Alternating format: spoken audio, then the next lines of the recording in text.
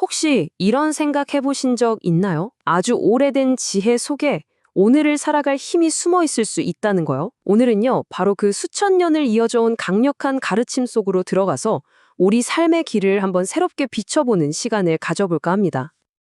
자, 한번 솔직해져 볼까요? 우리가 어떤 일에 노력을 쏟으면 당연히 보상을 기대하게 되잖아요. 특히 3년이나 땀 흘려서 무언가를 배웠다면 그에 맞는 대가를 바라는 게 인지상정 아니겠어요? 그런데 말이죠. 정말 꼭 그래야만 할까요? 바로 이 질문에서부터 오늘 우리가 함께 나눌 이야기가 시작됩니다. 자, 이 질문에 대한 아주 놀라운 답을 찾아서 우리 함께 시간을 거슬러 올라가 보려고 합니다. 무려 2500년 전으로요. 위대한 사상가죠. 공자의 말씀이 담긴 책 논어의 한 구절에서 그 실마리를 한번 찾아보겠습니다. 공자는 이런 말을 했어요. 순수하게 배우려는 자세를 가진 사람을 찾기가 정말 어렵다고요. 원문은 이렇습니다. 삼년학, 보지어곡, 불이득야. 이게 무슨 뜻이냐면요. 3년 동안이나 공부하고서도 월급이나 어떤 자리 같은 물질적인 보상에 마음을 두지 않는 사람, 그런 사람 만나기는 참 어렵다는 의미예요. 이 가르침을 더 깊이 이해하려면 글자를 하나씩 뜯어볼 필요가 있어요. 먼저 학이라는 글자인데요. 이게 그냥 지식을 쌓는다 이런 뜻을 넘어서요.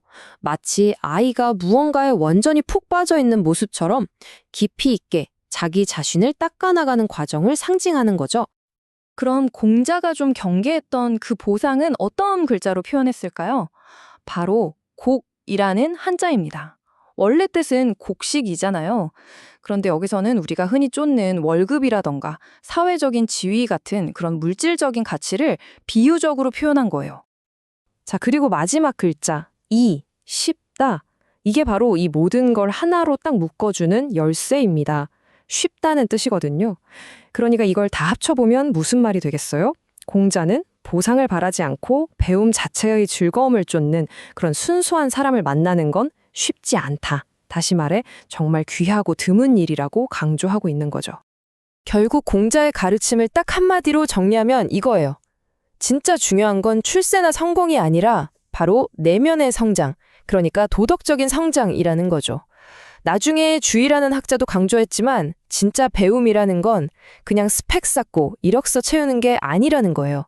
자기 자신을 완성해 나가는 바로 그 과정 자체라는 거죠. 자, 그런데 이렇게 배움의 본질을 찾는 태도는요, 단순히 개인의 성장에서 끝나지 않아요. 이게 더 큰 사회적인 원리로까지 쫙 확장됩니다. 바로 정의의 문제로요. 결국 올바른 것이 이긴다는 이 믿음, 과연 어떻게 현실에서 나타날까요? 그 믿음이 바로 이 네 글자, 사필귀정에 아주 잘 담겨 있습니다. 우리가 살다 보면 가끔은 나쁜 게 이기는 것처럼 보일 때가 있잖아요. 정말 답답하고 화날 때도 많고요. 하지만 사필귀정은 우리에게 이렇게 말해줍니다. 걱정 마, 그건 잠시일 뿐이야.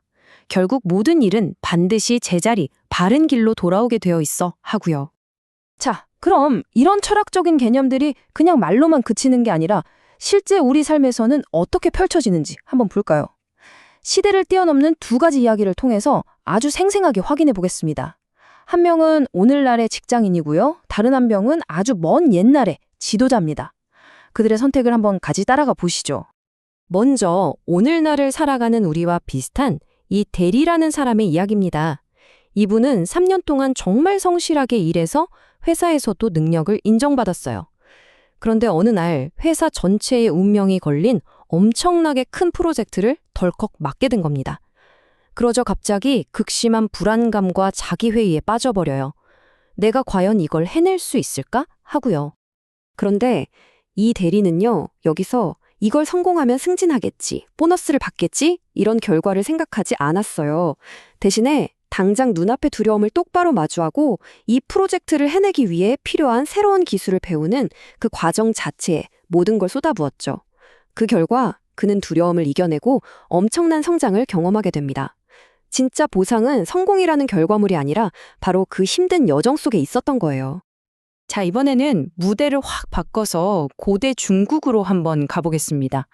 예상군이라는 정의로운 지도자가 있었는데요.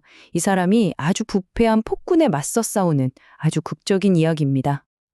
이 두 사람의 생각은 왕정이 정반대였어요. 부패한 관리 진양에게 진실은 뭐였을까요? 바로 힘이었어요. 힘 있는 사람이 말하는 게 곧 정의라고 믿었죠. 하지만 예상군은 달랐습니다. 그는 진짜 정의는 조급해하지 않는다고, 때가 올 때까지 묵묵히 기다려야 한다고 굳게 믿었습니다.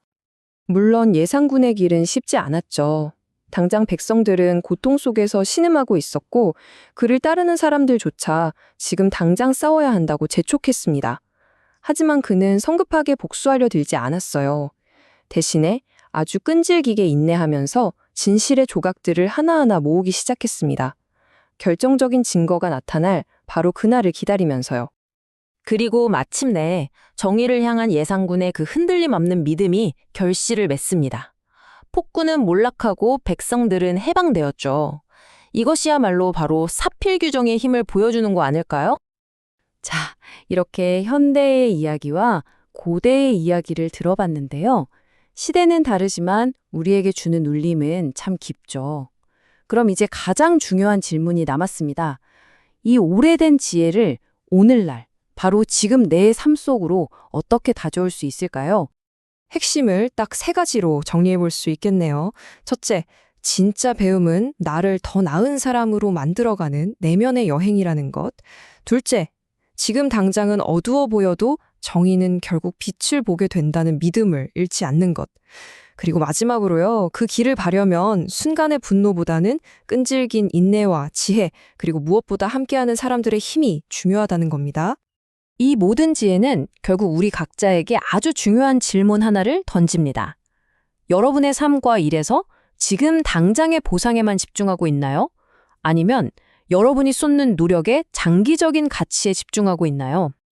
왜냐하면요, 우리 인생에서 가장 의미 있는 길은 종종 그 힘든 여정 자체가 가장 큰 보상이 되는 길일 때가 많기 때문입니다.